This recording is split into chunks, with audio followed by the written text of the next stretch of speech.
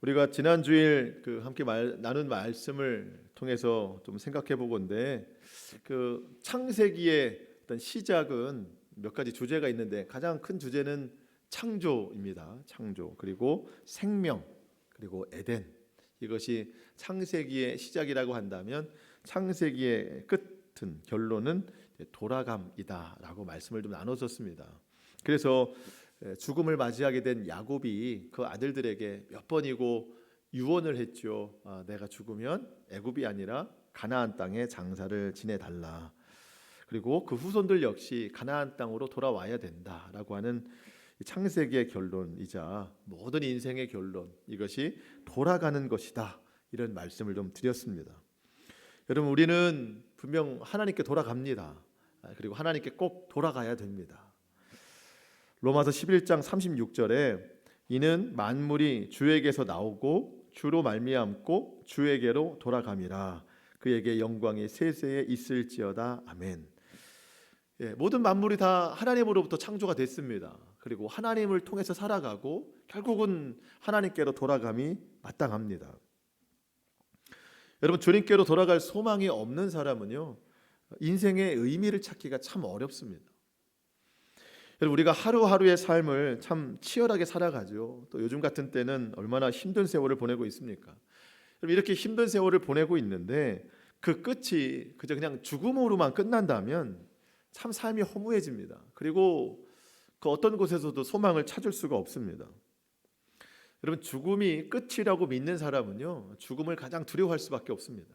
그리고 그 죽음으로 인해 나오는 결과들 역시 그 사람은 두려워할 수밖에 없어요. 하지만 예수님 믿는 사람들은요, 죽음이 끝이라고 생각하지 않습니다. 육신의 죽음은 하나님 나라의 시작이라고 우리는 또 믿고 있는 것이죠. 그래서 그 믿음으로 우리가 이 세상을 살아갑니다. 여러분, 그 믿음으로 살아가다 보니까 이 세상도 참 벅차긴 하지만 기쁨이 있고요, 소망이 생깁니다. 평안이 있습니다. 여러분, 우리가 분명히 돌아갈 본향 하나님 나라가 있음을 여러분 꼭 다시 기억하시고 그 소망의 능력으로 오늘을 살아가실 수 있기를 축복합니다. 이렇게 창세기의 결론이지만, 그 돌아감이 결론이지만 그것이 모든 인생, 성경의 결론이라고 말씀을 드렸는데, 여러분, 그렇다고 창세기가 성경의 끝은 아니잖아요. 창세기 다음에 뭐가 있죠? 이제 출애굽기로 넘어가는데, 그 출애굽기로 넘어가는 과정에 있어서 이음 역할을 하는 것은 돌아감이 되면 안 됩니다. 왜냐하면 돌아가려면 저 요한계시록까지 가야 돼요. 근데 창세기에서 이 출애굽기로 넘어가는 일단락의 끝맺음으로는 용서와 화해입니다. 용서와 화해. 여러분, 야곱이 죽었어요. 야곱이 죽었다는 것은요, 큰 의미가 있는데 족장 시대가 끝났다는 이야기입니다. 아브라함과 이삭과 야곱을 통해 내려오던 한 족장, 가문의 이야기가 끝나고, 여러분, 야곱의 이름이 뭘로 바뀌었죠? 이스라엘로 바뀌었습니다. 이제는 이스라엘이라는 나라의 시작이 됩니다. 야곱의 12아들을 통해서 하나의 나라를 이룹니다. 하나님이 약속하신 나라, 하나님이 선택하신 나라. 그런데 여러분, 하나님이 보실 때에 그렇게 하나의 나라를 이루어가는 그 시작점에 있어서 분열과 분쟁과 미움과 두려움이 있는 것 같은 거예요, 하나님이 보실 때. 그래서 그거를 해결하고 하나님의 나라가 시작될 때는요, 용서와 화해와 일치, 하나됨을 이루고 하나님 나라가 시작이 되어야 되는 겁니다. 그래서 오늘 본문에 그 이야기가 기록되어 있는 겁니다. 요셉의 형들이 요셉에게 다시 한번 용서를 구하고, 요셉은 용서하고, 그렇게 하나의 하나됨을 이루는 그 모습을 우리가 볼 수 있습니다. 여러분, 우리가 이 땅에서 하나님 나라 살아가야 되거든요. 그러기 위해서는요, 우리에게 오늘 꼭 필요한 말씀이라고 생각이 되어집니다. 오늘 말씀을 통해서 깨닫는 바, 우리가 결단과 순종의 삶을 이루어 나갈 수 있기를 축복합니다. 아버지 야곱의 죽음은 슬픔이죠. 그런데 그 슬픔이 곧 요셉에 대한 두려움으로 바뀌었습니다. 갑자기 요셉이 굉장히 두려운 인물이 됐어요, 그 형들에게. 15절 말씀을 좀 읽어보겠습니다. 제가 읽어보겠습니다. 요셉의 형제들이 그의 아버지가 죽었음을 보고 말하되, 요셉이 혹시 우리를 미워하여 우리가 그에게 행한 모든 악을 다 갚지나 아니할까 하고. 여러분, 요셉의 그 형들, 뭐 동생도 한 명 있지만 형제들이요, 아버지의 죽음에 대해서 이 슬픔이 채 가시기도 전에 갑자기 밀려온 두려움이 있는데, 아주 오래전에 자기들이 그 요셉을 팔아넘겼던 그 일이 다시 이제 솟아오르는 거예요. 그래서 그에 대한 불안과 두려움의 마음을 갖게 된 겁니다. 그동안은 아버지 그 야곱이 어떤 그들에게 우산의 역할을 했던 것 같아요. 막아줬던 것 같아요. 그동안 요셉이 우리에게 잘해준 것은 가나안에 있던 아버지를 데려오기 위해서 호의를 베풀었던 것이고, 그 아버지가 계시니까 형제들의 우애를 위해서 아마 잘해줬던 것 같아. 이제 아버지가 돌아가셨으니 우리에게 보복이나 하지 않을까 두려움이 막 솟아나는 거예요. 그 형제들이 모여서 그런 의견을 나누고 있는 겁니다. 이제는 더 이상 우리 형제로서의 요셉이 아니라 애굽 총리로 다시 돌아가서 우리에게 보복이나 하지 않을까, 뭐랄까, 아버지의 어떤 돌아가심의 슬픔을 뛰어넘는 이 두려움이 찾아오게 된 겁니다. 그래서 그 두려운 나머지 용서를 구하는데 용기가 없어서 자신들이 직접 가지 않고요, 사람을 대신해서 보냅니다. 그리고 그것도 거짓 증언을 통해서 용서를 구합니다. 16절, 17절 말씀 제가 읽어보겠습니다. 어떤 사람을 이제 불렀겠죠. 불러서 요셉에게 말을 전하여 이르되, 가서 이렇게 말하라는 겁니다. 당신의 아버지가 돌아가시기 전에 명령하여 이르시기를 너희는 이같이 요셉에게 이르라. 그러니까 형들에게 이런 말을 했다는 겁니다. 내 형들이 내게 악을 행하였을지라도 이제 바라건대 그들의 허물과 죄를 용서하라 하셨나니 당신의 아버지의 하나님의 종들인 우리 죄를 이제 용서하소서 하매 요셉이 그들이 그에게 하는 말을 들을 때에 울었더라. 다른 사람을 보냈어요. 보내가지고 당신 형들이 내가 보내서 온 사람입니다. 그 형들이 말하는데 그 아버지가 죽기 전에 그 형들에게 이런 이야기를 했다고 하는 거예요. 과거에 죄를 지었지만 요셉아 용서해라, 이런 말을 형들에게 했다는 거예요.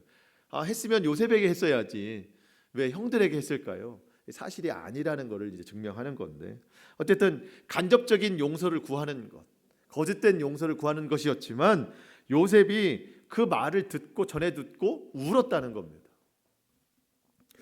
왜 울었는지 정확한 이유는 알 수 없어요. 이전에 다 용서를 했는데 아직도 두려워하고 있는 형들의 모습 때문에 울고 있는 건지, 아니면 용서를 구하는 모습 그 자체가 거짓된 용서를 구하는 모습이어서 안타까움에 울고 있는지, 아니면 아버지의 돌아가심의 어떤 슬픔이 채 가시기도 전에 형들이 과거의 이야기를 다시 꺼내서 과거의 아픔으로 돌아갔기 때문에 울고 있는지 정확한 이유는 알 수는 없습니다. 그런데 이 울었다라는 사실을 그 심부름한 그 사람이 다시 요셉의 형들에게 전하는 겁니다. 그랬더니 요셉의 형들이 마음 한편에 안심이 되는 거예요. 요셉이 눈물을 흘렸다고 하는 것은 우리를 용서하는 건가 보다. 그래서 직접 요셉 앞에 찾아가서 엎드립니다. 18절 말씀. 그의 형들이 또 친히 와서 요셉의 앞에 엎드려 이르되 우리는 당신의 종들이니이다. 이제 이렇게 직접 와서 용서를 구할 때에 요셉이 다시 한번 이제 그 형들에게 용서의 마음을 전합니다. 19절 말씀. 요셉이 그들에게 이르되 두려워하지 마소서, 내가 하나님을 대신하리이까. 자, 이 몇 마디 대사, 이 몇 개의 구절을 보면서 요셉의 형들과 이 요셉 간의 이 용서의 어떤 과정, 이것을 보면서 저는 이 용서의 세 가지 자세에 대해서 함께 좀 나누려고 합니다. 용서의 세 가지 자세. 자, 첫 번째 자세는요, 용서를 구하는 자세입니다. 요셉의 형들은 요셉에게 용서를 구하지만 용기가 없어서 다른 사람을 보냅니다. 그리고 그 역시 아버지가 용서를 하라고 했다고 하는 유언이라고 하는 거짓 증언으로 용서를 구하고 있습니다. 여러분, 우리가 누군가에게 용서를 구할 때가 있는데요, 가장 첫 번째 대상은 하나님이시죠. 우리가 하나님 앞에 용서를 구할 때도 있지만 사람에게도 용서를 구할 때가 있어요. 여러분, 우리가 용서를 구하는 대상이 하나님께든 아니면 사람에게든 그 자세에 분명한 것이 있어야 되는데 그게 바로 진실함이라는 거예요. 진실함. 여러분, 용서를 구한다는 자체가 이미 죄를 지었다거나 잘못을 했다는 것이죠. 그렇다면 그것을 위해서 용서를 구하는데도 진실하지 못하다면 용서를 받을 수가 없어요. 여러분, 먼저는 우리가 하나님 앞에 죄를 고백할 때 진실함으로 회개를 해야 됩니다. 여러분, 죄가 해결이 안 된 인생은요, 늘 두려울 수밖에 없습니다. 여러분, 그동안 우리가 성경을 볼 때에 잠깐 그 어떤 역사를 좀 뒤로 흘러가 보면은요, 가나안 땅에 기근이 들었었죠. 그래서 그 요셉의 형제들이 이제 먹을 양식을 구하러 애굽에 왔습니다. 첫 번째 왔었고 두 번째 왔어요. 베냐민을 데리고 왔습니다.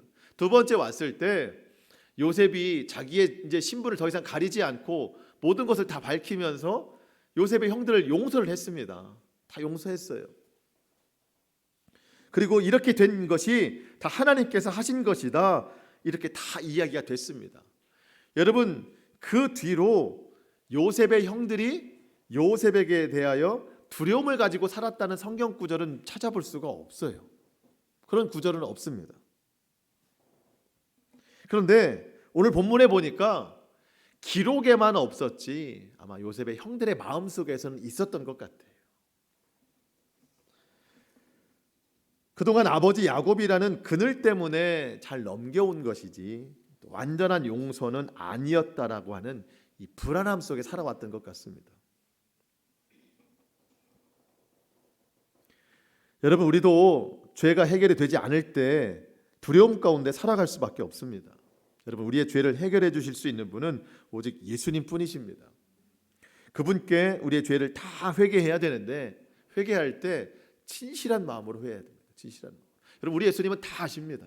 내가 어떤 죄를 지었는지, 그리고 그 죄에 대해서 어떤 마음으로 회개하는지 우리 주님은 다 아십니다. 여러분, 주님께서는요, 진정으로 회개하는 자의 기도를 들어주십니다. 우리가 회개할 때 여러분, 애통하는 마음으로 회개해야 돼요. 회개하는 자에게 주님은 불안함을 없애주시고 그 마음에 평안을 선물해 주십니다. 여러분, 사람에게 잘못을 했거나 죄를 행했을 때도 마찬가지예요. 여러분, 우리가 진심으로 용서를 구해야 됩니다. 진심으로. 여러분, 제가 오늘 용서에 관한 세 가지 자세를 말씀드리려고 하는데요. 첫 번째, 제가 말씀드린 대로 용서를 구하는 자세가 있어야 된다. 구하는 자세. 두 번째는 용서를 하는 자세. 세 번째는 용서를 받는 자세에 대해서 말씀을 드리려고 하는데, 다 어려운 일이에요. 근데 여러분, 우리는 이 용서라는 단어를 생각할 때 뭐가 제일 어렵다고 생각하죠? 내가 남을 용서하는 것이 어렵다고 생각해요. 그런데 어쩌면 용서를 구하는 것이 더 어려운지도 모르겠습니다. 여러분, 갈수록 다른 사람을 생각하지 않고 자기 자신을 더 사랑하는 세대가 됩니다. 혹 내가 누군가에게 잘못을 했더라도 나만 잘못한 게 아니야 라고 하는 자기 변호가 더 커지는 세대예요. 그래서 진실한 마음으로 용서를 구하는 것이 더 어려운 세대가 됩니다. 여러분, 오늘 우리가요, 용서를 해야 되는 입장에서 있을 수도 있지만 용서를 구하는 입장에 있을 수 있어요, 분명히. 그러면 진실함으로 해야 된다는 겁니다. 진실함으로.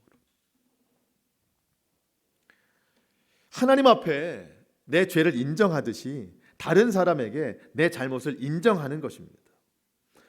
오늘 본문에 요셉의 형들이 잘못을 했는데요, 그 잘못은 알기는 알지만 용기가 없어서 다른 사람 보내지 않습니까? 그리고 왜곡된 용서를 구하지 않습니까?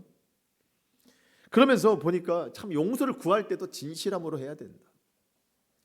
우리는 누구를 대하든지요, 예수님께 대하라고 성경은 말씀하고 있습니다. 우리가 예수님 앞에는 진실함으로 죄를 고백한다 하면서 사람들한테는 또 그러지 못하면 그것은 또 예수님 뜻이 아닙니다. 예수님 말씀하셨어요. 지극히 작은 자 하나에게 한 것이 나에게 한 것이다. 우리가 하나님 앞에 죄를 고백하듯이 사람에게 내가 죄 지은 것이 있다면, 상처를 준 것이 있다면 우리가 똑같은 마음으로, 진실한 마음으로 여러분 용서를 구할 수 있어야 된다는 거예요.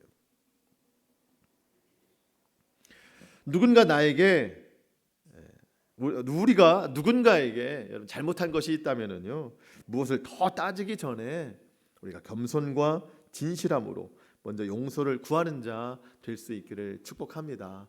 하나님과 사람에게 그런 모습이 되어야 된다는 겁니다. 용서의 세 가지 자세 중에서 두 번째는요, 용서를 하는 자세입니다.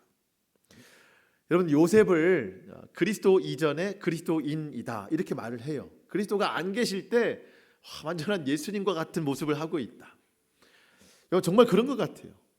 그 형들을 용서하는 모습을 보면은요, 정말 예수님 같습니다. 요셉이 그 형들을 용서할 수 있었던 것은요, 하나님 말씀이 그에게 있었기 때문입니다. 여러분, 인간적으로 보면은요, 어떻게 이렇게까지 용서할 수 있을까 생각이 돼요. 어느 정도는 할 수 있을 것 같고 좀 부분적으로는 할 수 있을 것 같은데 이렇게 전적인 용서가 어떻게 될까? 물론 요셉이 성품이 아주 좋은 사람이라 그럴 수도 있겠지만, 여러분, 요셉이 고백한 이야기를 보면은요, 그가 이렇게 완전한 용서를 할 수 있는 것은 성품이 아니라 말씀의 힘이 그의 용서를 도왔던 것 같습니다. 19절 말씀이 그거예요. 19절. 요셉이 그들에게 이르되 두려워하지 마소서, 내가 하나님을 대신하리이까. 여러분, 내가 하나님을 대신하리이까, 이 말은 무슨 뜻입니까? 모든 일에 하나님이 하실 일이 있고 사람이 할 일이 있다는 거예요. 다 구별되어 있다는 겁니다. 그러면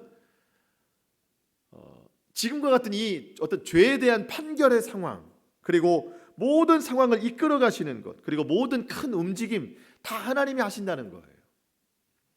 여러분, 요셉이 지금까지 지내온 거 돌아보니 하나님이 하셨습니다. 그 형들에 의해서 어린 나이에 애굽에 팔려올 때도, 또 억울한 누명을 쓰고 감옥에 들어갔을 때도, 감옥에 들어갔더니 높은 고위 관직자가 있었잖아요. 꿈을 해몽해줘서 3일 만에 복직이 되면 자기를 좀 기억해달라 할 때 그렇게 다 됐는데 기억해주지 않는 이 억울한 모든 상황, 여러분, 본인이 할 수 있는 게 아무것도 없었습니다. 그 가운데 다 하나님이 하셨어요. 하나님의 것을 대신할 수 있었던 것이 아무것도 없더라는 것입니다. 지금 형들에 관한 이 일도 마찬가지예요. 지금까지 지내온 일을 보니 하나님의 일을 대신할 수 없었음을 알고 이 일도 하나님께 다 맡겨드리는 겁니다.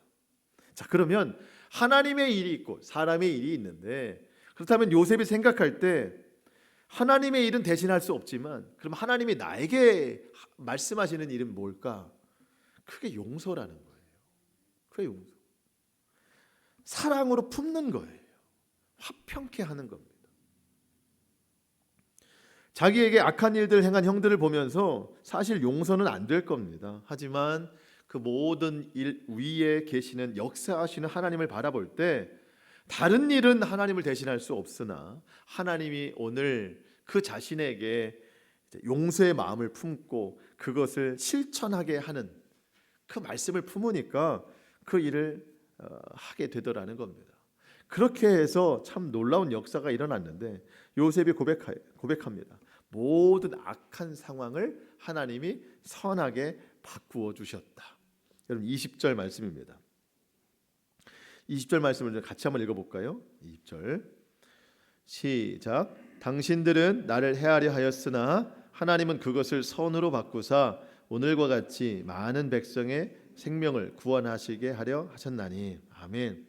여러분, 요셉의 형들은요, 요셉을 해하려 했습니다. 자, 하나님은 이거를 가지고 선하게 인도하셨습니다. 그럼 형들의 해함과 하나님의 선하심, 이 사이에 지금 누가 있는 거죠? 요셉이 있는 겁니다. 그러면 요셉이 똑같이 형들을 해하려 하는 마음이 있었으면 선한 결과가 있을까요? 없습니다. 이 사이에 있는 요셉이 믿음을 가지고 하나님의 말씀을 품고, 여기서 하나님의 일은 대신할 수 없으니 하나님이 주시는 그 말씀 마음으로 그들을 용서했더니 그들이 해함을 가지고 하나님이 선하게 역사하셨더라. 용서와 순종이 이 놀라운 결과를 이루어 나가게 했다는 겁니다. 여러분, 만약에 요셉이 형들에 의해서 팔려서 애굽에 와서 그때부터 나도 형들을 다시 만나는 그때까지 형들을 해하고자 하는 그 복수의 마음으로 살아갔다면요, 여러분, 야곱의 12아들의 이야기는요 아마 비극으로 끝났을 겁니다. 아마 출애굽기도 못 넘어갔을 거예요. 여러분, 우리가 참 하기 어려운 게 용서예요. 정말 용서 어렵습니다. 그래서 예수님이 우리가 참 하기 어려운 것을 아시고 아주 명령하셨습니다. 원수를 사랑해라. 그리고 너희를 박해하는 자를 위하여 기도하라. 마태복음 5장 44절이거든요. 나는 너희에게 이르노니 너희 원수를 사랑하며 너희를 박해하는 자를 위하여 기도하라. 여러분, 솔직히 우리가 할 수 있는 것 중에 최선은 원수를 미워하지 않는 것까지라고 생각해요.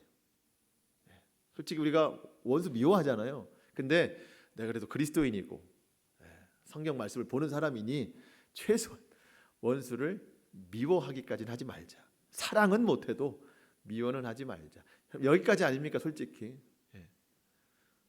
여러분 안 그래요? 거기까지도 못해요? 나를 박해하는 자를 위해서 주님이 기도하라고 하셨는데요. 우리 최선은 어디예요? 똑같이 갚아주지는 말자. 기도는 못해준다. 갚아주지는 말자. 사실 여기까지 아닙니까? 이게 여러분 우리가 이 정도 해놓고요, 우리 자신을 얼마나 칭찬하는지 몰라요.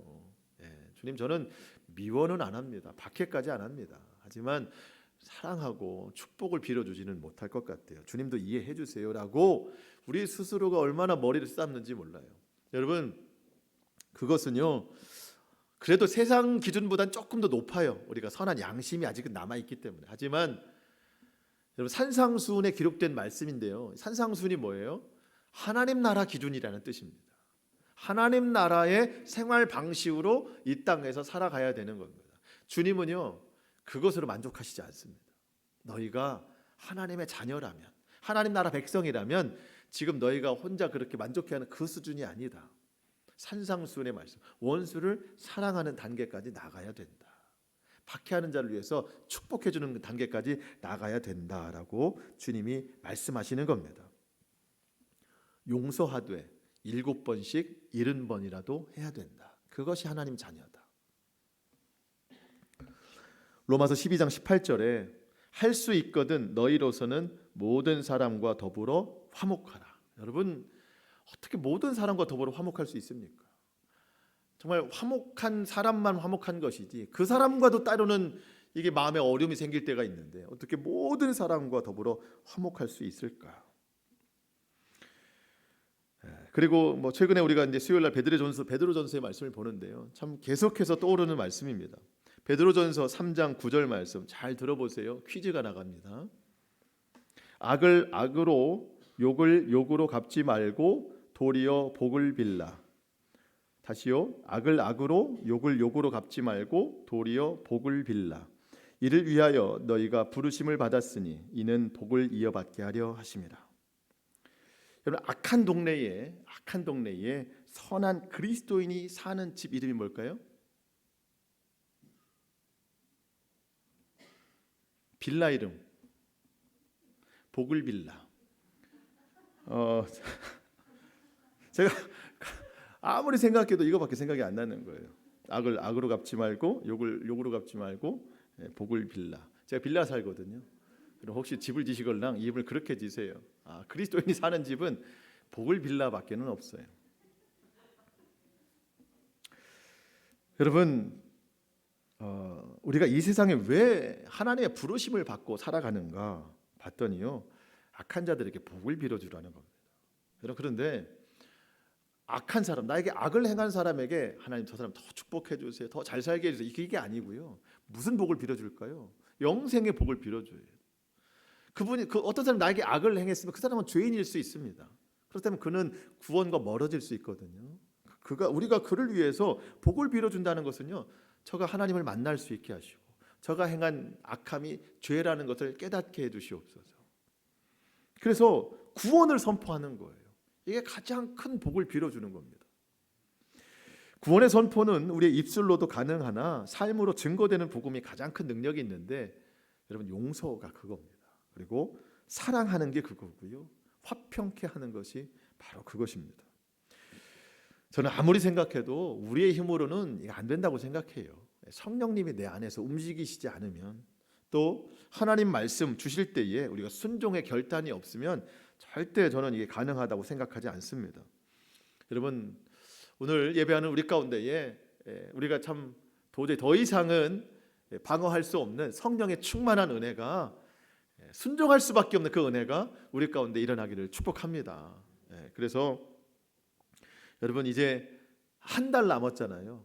한 달 남았는데 이 남은 한 달에 이 용서의 세 가지를 좀 잘 실천해 나갔으면 좋겠습니다. 물론 마지막 이제 용서의 한 가지가 남았는데, 여러분, 용서는요 내가 하는 게 아니고 말씀이 하는 거예요. 말씀. 요셉이 말하지 않습니까? 내가 어떻게 하나님을 대신하리이까. 여러분, 하나님이 하시는 게 따로 있어요. 이 모든 상황은 하나님이 다 움직이십니다. 그렇다면 하나님이 우리에게 맡기신 것, 하나님이 우리에게 이건 네가 대신해라 맡겨주신 게 있어요. 그게 뭐예요? 용서, 사랑하는 것. 그리고 내가 그렇게 해함과 하나님의 선함 사이에서 용서와 사랑과 화평케 하는 자로 살아갈 때 그 모든 악함을 선으로 바꾸시는 하나님의 놀라운 능력을 우리는 분명히 경험하게 될 것입니다. 여러분, 그것은 하나님의 약속이에요. 하나님이 얼마나 놀랍게 역사하시는지 여러분, 우리가 용서의 사람, 또 사랑의 사람, 화평케 하는 사람, 그런 사람 될 수 있기를 주님의 이름으로 축복합니다. 용서의 세 가지 자세 중에서요 마지막 세 번째는 용서를 받는 자세입니다. 여러분, 형들은 이미 용서를 받았습니다. 요셉은 이미 용서를 했어요. 베냐민을 데리고 두 번째 내려왔을 때 그 요셉이 형들에 대해서 자기 신분을 다 밝혔습니다. 그리고 이렇게 모든 상황을 다 설명을 해줬어요. 제가 창세기 45장 4절 이하의 말씀을 좀 읽어드리겠습니다. 요셉이 형들에게 이르되 내게로 가까이 오소서. 그들이 가까이 가니 이르되 나는 당신들의 아우 요셉이니 당신들이 애굽의 판자라. 당신들이 나를 이곳에 팔았다고 해서 근심하지 마소서, 한탄하지 마소서. 하나님이 생명을 구원하시려고 나를 당신들보다 먼저 보내셨나이다. 여러분, 근심하지 말라, 탄식하지 말라. 무슨 얘기예요? 용서를 했다는 이야기입니다. 그리고 하나님이 오히려 그런 일들 때문에 선한 결과를 주셨으니까 오히려 자기는 감사하다는 것이죠. 여러분, 이렇게 이야기를 하고 난 뒤에 17년이 흘렀습니다. 17년. 야곱이 147세에 죽고 그 전에 바로 왕이 내 나이가 몇이냐 했을 때 130세이다 해서 그 17년이 지금 지난 거거든요. 근데 초기화됐어요. 17년 전에 용서를 분명히 했는데 17년 살아오는 동안 초기화가 된 거예요. 그래서 다시 두려움에 떨고 있습니다. 여전히 죄책감에 시달리고 있는 겁니다. 여러분, 분명히 죄는 용서받아야 됩니다. 용서를 구해야 되는 게 맞습니다. 그러면서 내가 용서를 구했을 때, 하나님 앞에 회개했을 때, 여러분, 용서함을 받았다면, 하나님이나 사람에게서든지 어쨌든 용서를 받았다면 그 죄에서 자유함을 얻어야 됩니다. 용서받은 죄에 대해서 여러분 여전히 죄책감을 가지고 있는 것, 그것이 또 하나의 죄입니다. 여러분, 죄책감이 왜 들까요? 하나님을 대신해서 그러는 거예요. 하나님이 용서하셨다 하는데 여전히 나는 용서 못 받았다고 하는 자기 의에서 나오는 결과가 죄책감입니다. 만약에 요셉이 17년 전에 만나가지고 고센 땅을 이렇게 딱 주면서 형들 내가 용서는 하겠는데 아버지가 돌아가실 때까지 고센 땅에서 농사 지은 것 1년에 몇 프로를 나한테 내시오. 짐승이 새끼를 낳으면 1년에 몇 마리, 그중 가장 좋은 것을 나에게 선별해서 나에게 주시오. 그럼 내가 용서를 하겠소. 차라리 그게 마음 편한지 모르겠어요. 요셉의 형들이 만약에 그런 관계로 아버지의 죽음까지 맞이했다면 아버지가 돌아가셨을 때에도 두려워하지 않았을 겁니다. 왜냐하면 이미 대가로 용서를 받았기 때문에. 그런데 여러분, 아무 대가 없이 그저 말로 은혜로 용서를 받았기 때문에 이거를 깨닫지 못하는 거예요. 확신이 없는 겁니다. 여러분, 용서함 받은 자는요 자유함이 있어요. 자유함. 여러분, 우리가 주님 앞에 회개하지 않습니까? 첫 번째 자세, 용서를 구하는 자세, 간절함으로 진실함으로 주님 앞에 회개를 합니다. 주님은 용서해 주십니다. 주님께서 주시는 그 용서로 우리는 자유함을 얻습니다. 그 자유함으로 뭘 하면서 살아가나요? 더욱 주를 위해서 살아가는 거예요. 어떤 이는요, 나는 자유함을 얻었어, 나는 이제 자유하다, 용서함을 받았으니 난 자유하다 하면서 말은 그렇게 하는데 삶은 여전히 옛날의 삶입니다. 변화된 것이 하나도 없어요. 그러면 주님께서 자유 주신 것을 슬퍼하십니다. 갈라디아서 5장 13절 말씀에 형제들아 너희가 자유를 위하여 부르심을 입었으나 그러나 그 자유로 육체의 기회를 삼지 말고 오직 사랑으로 서로 종노릇하라. 여러분 십자가 구속의 은혜로 우리가 죄 사함 받았기 때문에요. 더 이상 우리는 매이지 않습니다. 자유함을 얻었는데 그 자유를 육체의 자유인 줄 알고 착각해서 여전히 죄를 범하고 여전히 상처를 주고 여전히 아픔 가운데 살아간다면요. 주님이 그 자유 주심에 대해서 슬퍼하십니다. 우리에게 주신 자유를 어디에 사랑하느냐? 서로 사랑으로 종노릇하는데 사용해라. 여러분 사랑하는데 사용해야 됩니다. 여러분 우리는 큰 죄인입니다. 우리가 큰 죄인이라고 말하는 이유는 뭐예요? 큰 은혜를 받기 위해서. 이미 큰 은혜를 받았기 때문에. 여러분 그래서 큰 은혜를 받은 사람은요, 큰 사랑을 베풀면서 살아가는 거예요. 사랑하는 성도 여러분, 우리 모두 사랑하며 살아갈 수 있기를 축복합니다. 힘들고 어려운 이때 주님이 우리를 이 땅에 빛과 소금으로 더 특별히 부르셨습니다. 여러분 날씨도 추워지잖아요. 이 추운 날씨보다 더 추운 게 마음의 온도잖아요. 얼마나 추운 시대입니까? 여러분 이런 때 주님이 우리를 부르셨어요. 사랑하며 살라고. 그럴 때 이 세상 그 어떤 위로보다도 아마 더 큰 힘이 될 거예요. 이 세상은. 왜냐하면 우리가 참 생명 받았거든요. 주님의 십자가로부터. 그 사랑 받았기 때문에 그 사랑을 전할 때 그 사랑에는 이 세상에 주지 못하는 생명이 있습니다.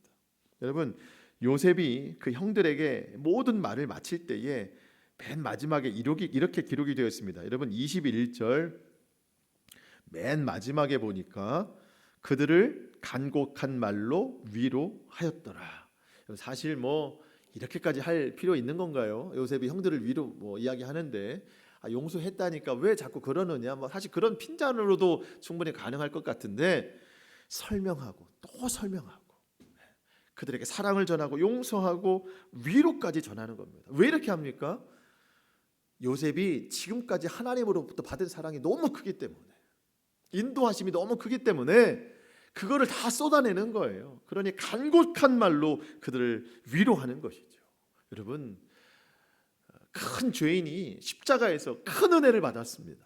큰 사랑 받았습니다. 그렇다면 우리도 이 세상 앞에 용서하는 자로서, 용서를 받은 자로서 여러분 간곡한 말로 사랑을 전하고 위로를 전하고 소망을 전하는 저와 여러분의 삶이 될 수 있기를 축복합니다.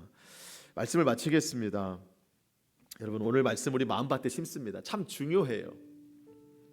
여러분 남은 이 한 달 동안 용서를 좀 실천했으면 좋겠는데요. 제가 이 용서라는 주제를 붙잡고도 마음이 참 쉽지는 않았습니다. 용서는 정말 어려운 주제예요. 우리 모두에게. 세 가지 다 그래요. 용서를 구하는 거 너무 힘들고요. 용서를 하는 것도 힘들고, 용서함 받은 자가 사랑으로 실천하며 사는 것도 참 어려운 일입니다. 그렇지만 우리 주님께서 우리에게 주신 명령의 말씀으로 받고 순종해야 됩니다. 예수님이 말씀하셨어요. 마태복음 5장 9절 화평하게 하는 자는 복이 있나니 그들이 하나님의 아들이라 일컬음을 받을 것이며. 여러분 화평하게 하는 자가 하나님의 아들이 아니고요, 저와 여러분은 이미 하나님의 아들입니다. 왜냐하면 십자가로 구속받았기 때문에 하나님 자녀가 됐습니다. 그럼 뭐가 복인가? 하나님의 자녀된 우리가 이 세상 살아갈 때에 화평하게 할 수 있는 능력을 나타낼 때 복이 되는 거예요. 아, 하나님의 자녀 맞구나. 이 확증이 복이라는 겁니다. 저와 여러분이 일주일 살아가면서, 남은 이 한 달을 살아가면서 각박해지고 힘든 이 세상 살아가면서 이 용서의 세 가지 자세를 온전히 실천해 나갔으면 좋겠습니다. 그래서 주님 주시는 이 명령에 따라 순종할 때에 모든 해함이 선함으로 바뀌어지는 놀라운 역사의 그 현장 가운데 살아가는 우리 모두가 될 수 있기를 주님의 이름으로 축원합니다. 기도하시겠습니다.